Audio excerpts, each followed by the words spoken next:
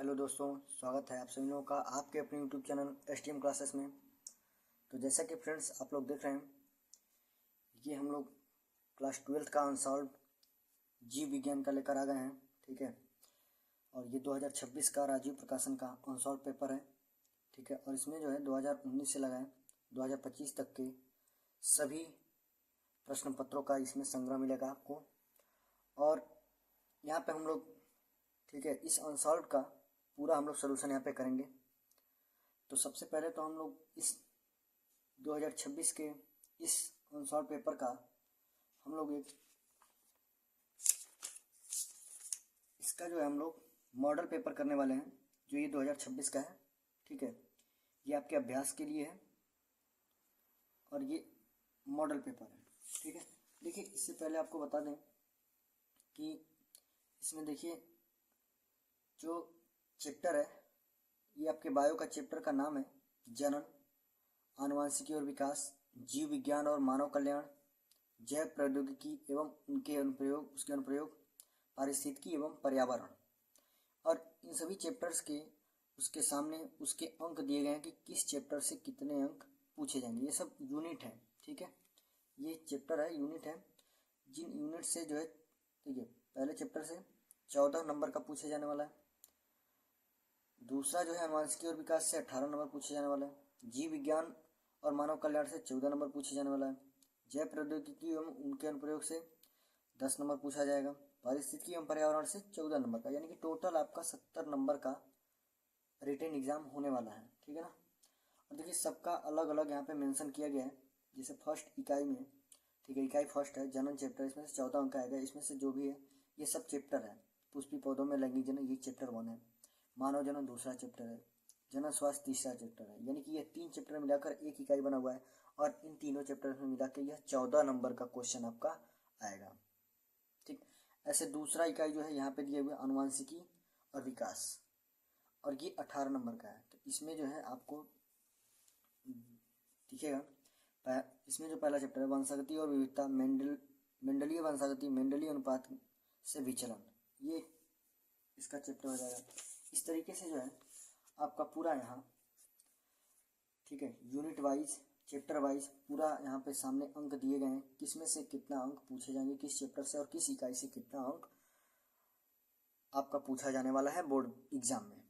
ठीक है, तो यहाँ से आप लोग देख सकते हैं। और हम लोग करने वाले हैं यहाँ पे मॉडल पेपर 2026 का। ठीक है, इसका सोल्यूशन हम लोग करने वाले हैं। ठीक है, आपका जो बोर्ड में समय दिया जाएगा वो 3 घंटे 15 मिनट का होता है। ठीक है, पूर्णांक जो है 70 नंबर का होता है। और साथ ही आपको यहाँ पे निर्देश दिया जाएगा। देखिए निर्देश में क्या लिखा है कि प्रारंभ के 15 मिनट विद्यार्थियों यानी परीक्षार्थियों को प्रश्न पत्र पढ़ने के लिए निर्धारित है। तो भाई आपको 15 मिनट प्रश्न पत्र को पढ़ने के लिए दिया जाएगा। ठीक है, जो 3 घंटे 15 मिनट निर्धारित है उसमें से 15 मिनट आपको प्रश्न पत्र को पढ़ने के लिए। दूसरा क्या बोला, सभी प्रश्न अनिवार्य है। भाई इसमें सभी के सभी क्वेश्चन करने हैं आपको, एक भी क्वेश्चन छोड़ने नहीं है। ठीक है, फिर तीसरा क्या बोल रहे हैं, आवश्यकता अनुसार अपने उत्तरों की पुष्टि नामांकित रेखा चित्रों द्वारा कीजिए। तो भाई अपने उत्तर पुस्तिका में, ठीक है, नामांकित रेखा चित्र बनाना है और उस रेखा चित्र का जो है पुष्टि भी करनी है। ठीक, चौथा क्या बोलता है, सभी प्रश्नों के निर्धारित अंक उसके सम्मुख अंकित है। तो भाई जो भी क्वेश्चन है उसके सामने उसके अंक निर्धारित किए गए हैं। जैसे कि ये पहले का क है, इसके सामने नंबर 1 लिखा है, यानी ये 1 मार्क का है। दूसरा ख जो है 1 मार्क का है, तो उसके सामने जो है मार्क मेंशन किए गए हैं। ठीक है, तो यहाँ पे देख सकते हैं आप, यहाँ पे मेंशन किया गया है। ठीक है, दूसरे में 5 क्वेश्चन है, यहाँ पे 1-1 नंबर का क्वेश्चन है वो है। ठीक है, अति लघुत्तरी प्रश्न है, लघुत्तरी प्रश्न है, इसमें 2-2 नंबर के क्वेश्चन आएंगे। ये इसमें भी 5 क्वेश्चन दिए गए हैं। तो सबके सामने, हर क्वेश्चन के सामने कौन कितने नंबर का है उसके सामने मेंशन किया गया है। ठीक है, तो चलिए हम लोग बिना देरी किए अपने इस मॉडल पेपर का सोल्यूशन हम लोग स्टार्ट करते हैं। तो देखिए पहला क्वेश्चन है, बहुविकल्पी है। पहला कह रहा है कि सही विकल्प चुनकर अपनी उत्तर पुस्तिका में लिखिए। क्वेश्चन क्या है, क्वेश्चन पहले का क है, स्त्री में अंतरोपण के समय भ्रूण किस अवस्था में होता है। स्त्री में अंतरोपण के समय भ्रूण किस अवस्था में होता है। और आपके सामने ऑप्शन है, पहला मोरुलावस्था, ब्लास्टुलावस्था, रेस्टुलावस्था या निरूलावस्था।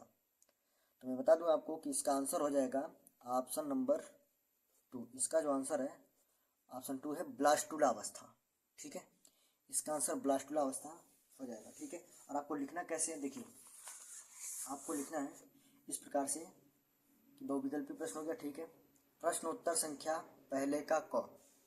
आपको प्रश्न नहीं लिखने हैं, बोर्ड एग्जाम में आपको प्रश्न नहीं लिखने हैं, सीधे आपको लिखना है प्रश्नोत्तर संख्या पहले का क, फर्स्ट का क, और सीधे जो उसका ऑप्शन है ऑप्शन लिखिए, आंसर लिखिए ब्लास्टुला अवस्था। ठीक है, अगला क्वेश्चन देखिए यहाँ से, प्रश्न नंबर ख है, पहले का ख है, द्विसंकर संकरण में 9:3:3:1 का अनुपात प्रदर्शित करता है कि, क्या प्रदर्शित करता है, ऑप्शन दिया हुआ है, क्या प्रदर्शित करता है। पहला, दो जीनों के युग्म विकल्पी आपस में संयोग करते हैं, या दूसरा ऑप्शन है यह बहुजीनी वंशागति है, या तीसरा कह रहा है यह बहुयुग्म विकल्पिता है, या चौथा ऑप्शन कह रहा है कि दो जीनों के युग्म विकल्पी स्वतंत्र रूप से विभाजित हो रहे हैं। तो देखिए इसका जो ऑप्शन हो जाएगा, ये ऑप्शन चौथा इसका सही है। ठीक है, इसका आंसर चौथा करेक्ट हो जाएगा। ठीक है भाई, ये चौथा होगा, क्या होगा, दो जीनों के युग्म विकल्पी स्वतंत्र रूप से विभाजित हो रहे हैं। तो ऐसा आपको आंसर लिख देना है, प्रश्नोत्तर संख्या पहले का ख, उसका क्या कौन सा ऑप्शन सही है, चौथा, दो जीनों के युग्म विकल्पी स्वतंत्र रूप से विभाजित हो रहे हैं, ये आपको आंसर लिख देना है। तो इस प्रकार से आंसर आपको करने हैं। ठीक है, तो इसका चौथा ऑप्शन सही हो जाएगा।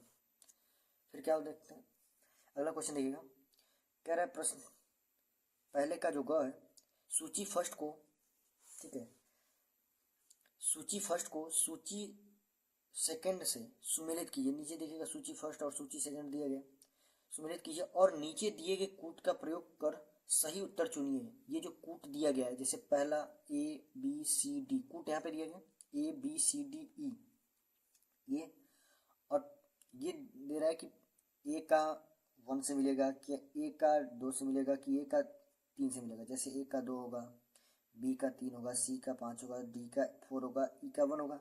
ये पहले ऑप्शन के लिए हो गया। या A का 1 होगा, B का 3 होगा, C का 2 होगा, D का 4 होगा, E का 5 होगा। अब ये तब पता कर पाएंगे जब हम इसका मिलान सही सही कर पाएंगे, जब सही सही मिलान कर लेंगे, ठीक है, जो जिसका होता है, तो फिर हम यहाँ से ऑप्शन चेक करेंगे, पहला सही है, दूसरा सही है, तीसरा सही है, या चौथा सही है। ठीक, तो देखिए इसका जो आंसर है, आंसर इसका तीसरा सही होता है। ये तीसरे में क्या है, क्या यानी पहला जो है बीजांड वृंत, ठीक है, बीजांड वृंत ए का ऑप्शन सुमेलित होता है दूसरे से। देखिए यहाँ पे आंसर लिखे हुए हैं, ठीक है, यहाँ पे देख लीजिएगा, ए का दूसरे से, बी का तीसरे से मिल जाएगा, सी का पहले से, और डी का पांचवें से, और ई का चौथे से सुमेलित कर देना है। देखिए थोड़ा सा इसमें मिस्टेक है, जो तीसरा ऑप्शन सही हो रहा है ना, इसमें थोड़ा सा मिस्टेक है। ठीक है, मिस्टेक क्या है, ये पांचवा रहेगा और ये चौथा रहेगा। ठीक है, तो ऐसे मिला लेंगे हम लोग, ए का किससे मिलाना है, दूसरे से, ए का किससे मिलान हो जाएगा, दूसरे के साथ। ठीक है, अध्यावरण, अध्यावरण जो बी है वो बी किससे मिलेगा, तीसरे से, तो ये बी जो है तीसरे से मिल जाएगा ऐसे। अध्यावरण बीजांड के रक्षी आवरण से होता है, बीजांडक वृंत किससे मिला, बीजांड से। अध्यावरण किससे मिलेगा, बीजांड के रक्षी आवरण से। और निभाग, निभाग वाला कौन सा भाग होता है, किससे जुड़ेगा, ये बीजांड का छोटा छिद्र होता है। ठीक है, देखिए यहाँ पे दिया हुआ है, ये बीजांड के छोटा छिद्र, ये पहले से आके मिल जाएगा। ठीक, और नाभिका, नाभिका का जो है ये डी का पांचवा हो जाएगा। नाभिका जो है बीजांड का आधारी भाग होता है, नाभिका या न्यूक्लियस जो है बीजांड का आधारी भाग होता है, ये डी का पांचवें से मिल जाएगा यहाँ पे, और ई का चौथे से मिल जाएगा। यानी बीजांड द्वार जो है बीजांड तथा वृंत का संधि स्थल होता है। बीजांड द्वार कहाँ पे होता है, बीजांड तथा संधि वृंत का संधि स्थल होता है। ठीक है, ये ऑप्शन आपका प्रश्नोत्तर संख्या पहले के ग का आंसर हो जाएगा तीसरा। ठीक है, इस प्रकार से ये सही हो जाएगा, आपको ऐसे आंसर देना है।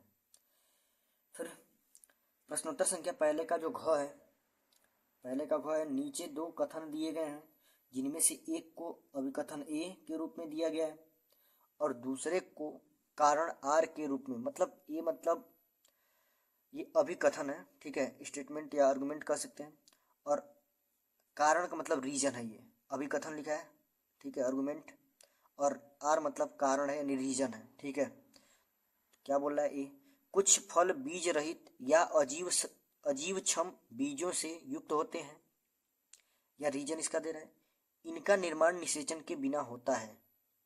तो ऑप्शन देखिए क्या क्या दिया गया है। ऑप्शन है कथन ए तथा कारण आर दोनों सत्य हैं, तथा कारण आर कथन ए का सही स्पष्टीकरण है, या ऑप्शन बी सही है, या ऑप्शन सी सही है, या डी। देखिए क्या फिर बोल रहा है बी वाला, कथन ए तथा कारण आर दोनों सत्य हैं परंतु कारण आर कथन ए का सही स्पष्टीकरण नहीं है, या फिर सी क्या बोल रहा है कथन ए सत्य है परंतु कारण आर गलत है, या डी क्या ऑप्शन बोल रहा है कथन ए गलत है लेकिन कारण आर सत्य है। तो फिर इन चारों में से कौन सा ऑप्शन सही है, तो चारों में से ऑप्शन सही होता है ए। ठीक है, क्या है कथन ए और कारण आर दोनों ही सत्य हैं और कारण आर कथन ए का सही स्पष्टीकरण करता है। ठीक है, ऑप्शन यहाँ पे आपको लिखा हुआ दिया गया है। ठीक है, यहाँ पे आप देख सकते हैं। आंसर ऐसे करेंगे हम लोग, प्रश्नोत्तर संख्या पहले का घ सही हो जाएगा। तो ये जो है आपका बहुविकल्पी क्वेश्चन है, पहले का 4 क्वेश्चन बहुविकल्पी होगा। आपको ऐसे जो है बोर्ड एग्जाम में प्रश्नोत्तर संख्या डाल के लिखनी है, न कि प्रश्न उसमें आपको लिखना है। ठीक है, प्रश्न लिखने में आप टाइम बर्बाद ना करें। ठीक है, क्योंकि प्रश्न पत्र जो एग्जामिनर चेक करते हैं उनके पास में प्रश्न पत्र होता है, तो आपको प्रश्न पत्र का प्रश्न नहीं लिखना है, सिर्फ आपको आंसर करने हैं। ठीक है, सिर्फ आपको उत्तर देना है। तो चलिए इसी के साथ हम लोग अगले क्वेश्चन पे बढ़ते हैं। देखिए 1-1 नंबर का था ये। ठीक है, ये 4 क्वेश्चन करेंगे आपके लिए 1-1 नंबर का मिलेगा। देखिए अगला क्वेश्चन क्या है, अगला क्वेश्चन है अति लघुत्तरीय प्रश्न। इसमें क्वेश्चन क्या है पहला, ठीक है, इसमें पहला क्वेश्चन बोल रहा है एक आवृत्तबीजी पुष्प के उन अंगों के नाम बताइए जहां पर नर एवं मादा युग्मकोद्भिद का विकास होता है। तो देखिए नर युग्मकोद्भिद और मादा युग्मकोद्भिद का विकास होता है। देखिए आंसर इसका हो जाएगा क्या, देखिए अति लघुत्तरीय प्रश्न है तो इसके लिए जो जवाब होगा बहुत कम लाइन में, कम से कम 1 लाइन में देना हो।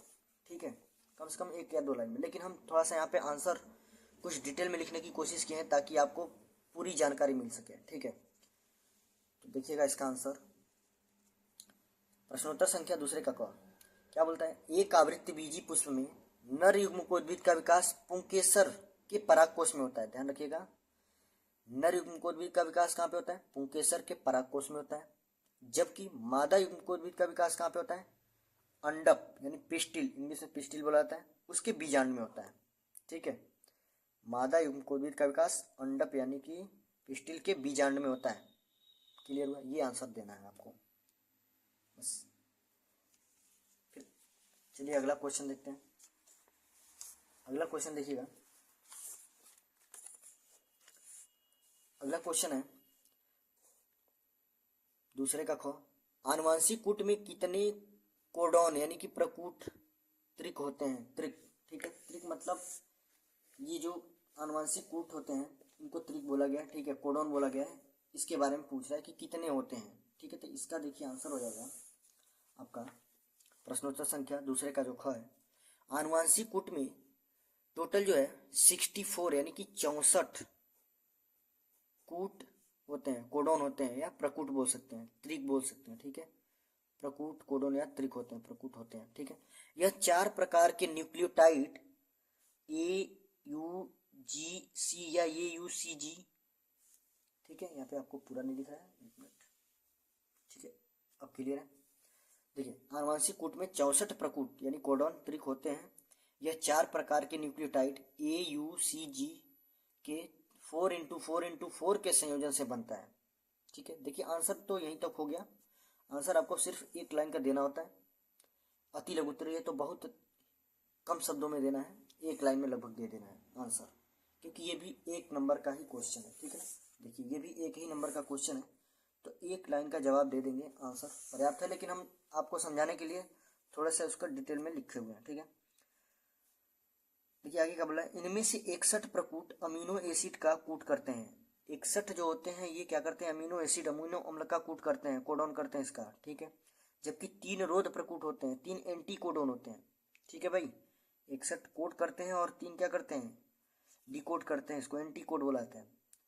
ये प्रकूट करते हैं 3 रोधक, जो प्रोटीन संश्लेषण को रोकते हैं, क्या करते हैं उसमें, प्रोटीन संश्लेषण के क्रिया को रोक देते हैं। क्लियर। अगला क्वेश्चन है आपका दूसरे का ग। कह रहा है उन कोशिकाओं का नाम लिखिए जो विकसित हो रहे शुक्राणुओं को पोषण प्रदान करती हैं। तो उन कोशिकाओं का नाम लिखना है जो विकसित हो रहे शुक्राणुओं को पोषण प्रदान करती हैं। तो आंसर इसका हो जाएगा आपका प्रश्नोत्तर संख्या दूसरे का ग। विकसित हो रहे शुक्राणुओं को पोषण प्रदान करने वाली कोशिकाओं का नाम सर्टोरी कोशिकाएं हैं। आपका जवाब यहीं तक कंप्लीट है। इसके लिए आंसर यहीं तक हम लिखेंगे। क्लियर। देखिए आगे समझाने के लिए क्या है, इन कोशिकाओं को नर्स कोशिकाएं भी कहा जाता है। इनको नर्स कोशिकाएं भी कहते हैं, ठीक है, क्योंकि ये वृषण की शुक्र नलिकाओं में शुक्राणुओं को पोषण तत्व प्रदान करती हैं। यही पोषण प्रदान करती हैं और उनके विकास में मदद करती हैं। उनको विकसित होने के लिए इनको हेल्पफुल होते हैं। ठीक है। और चलिए इसी के साथ अगला क्वेश्चन देखते हैं। प्रश्नोत्तर संख्या दूसरे का घ। वर्णांध व्यक्ति रेलवे में नियुक्त क्यों नहीं किए जाते हैं। वर्णांध मतलब हो गया कलर ब्लाइंडनेस, जिनको कलर ब्लाइंडनेस है, जिनके आंखों में रंगों की पहचान नहीं हो पाती है। ठीक है, देखिए ये अनुवांशिक लक्षण है। ठीक है, क्या आंसर हो जाएगा इसका। प्रश्नोत्तर संख्या दूसरे घ। वर्णांध व्यक्ति को रेलवे में नियुक्त नहीं किया जाता है क्योंकि वे लाल व हरे रंग के रेलवे सिग्नलों के बीच अंतर नहीं कर सकते भाई, क्योंकि वो सिग्नल में उनके रंगों के बीच वो अंतर नहीं कर पाते हैं। ठीक है, जिससे रेलगाड़ियों के संचालन में गंभीर सुरक्षा जोखिम पैदा होता है। आंसर हम लोग सिर्फ यहीं तक दे सकते हैं। ठीक है ना, आंसर यहीं तक का हो गया। 1 से 2 लाइन में हमको आंसर दे देना है। भाई रेलवे में इन लोगों को इसलिए वर्णांध व्यक्ति को नहीं नियुक्त किया जाता क्योंकि ये रंगों का पहचान नहीं कर पाते हैं। चलिए अगला क्वेश्चन देख लेते हैं हम लोग। अगला क्वेश्चन क्या कह रहा है, प्रश्नोत्तर संख्या दूसरे का अंग वाला क्या है, क्लाइनफेल्टर एवं टर्नर सिंड्रोम में गुणसूत्रों की संख्या कितनी होती है। ठीक है, क्लाइनफेल्टर एवं टर्नर सिंड्रोम में गुणसूत्रों की संख्या कितनी होती है, तो ये भी आपको पढ़ाया गया है। ठीक है, आपके सिलेबस में। देखिए क्लाइनफेल्टर सिंड्रोम में 47 गुणसूत्र होते हैं, 47 गुणसूत्र होते हैं। और ये देखिए पुरुषों में होती हैं। ठीक है, पुरुषों में होते हैं। इसमें देखिए एक एक्स गुणसूत्र एक्स और एक वाई। ठीक है, इसमें एक गुणसूत्र एक्स्ट्रा आ जाता है। ठीक है, एक अतिरिक्त आ जाता है एक्स गुणसूत्र। जबकि टर्नर सिंड्रोम में 45 गुणसूत्र होते हैं। ठीक है, देखिए इसमें एक्स्ट्रा आया हुआ था क्लाइनफेल्टर में, जबकि टर्नर सिंड्रोम में 45 गुणसूत्र होते हैं। इसमें एक एक्स गुणसूत्र अनुपस्थित होता है। ठीक है, यहाँ पे ओ बना मतलब नॉट है, ये नहीं होता है। एक गुणसूत्र एक्स की गुणसूत्र की क्या होती है, कमी होती है। और ये स्त्री में होता है, महिला में होता है। देखिए मनुष्य में टोटल 46 गुणसूत्र होते हैं और जिनमें एक अधिक हो गया क्लाइनफेल्टर सिंड्रोम पुरुषों में होता है, जबकि टर्नर सिंड्रोम जो है महिलाओं में होता है और इसमें 45 गुणसूत्र होते हैं। ठीक है, यहाँ पे एक गुणसूत्र एक्स की कमी होती है, इसमें एक एक्स अधिक होता है। ओके, तो चलिए इसी के साथ जय हिंद। बाकी का क्वेश्चन हम लोग आगे करेंगे। और यदि वीडियो आपको पसंद आया हो तो वीडियो को आप लोग ज़्यादा से ज़्यादा शेयर कीजिए। ठीक है, और जो लोग भी आपके साथी हैं जो क्लास 12th में हैं, बायोलॉजी पढ़ रहे हैं, क्लास 12th में बायोलॉजी पढ़ रहे हैं, तो उनके पास शेयर कीजिए।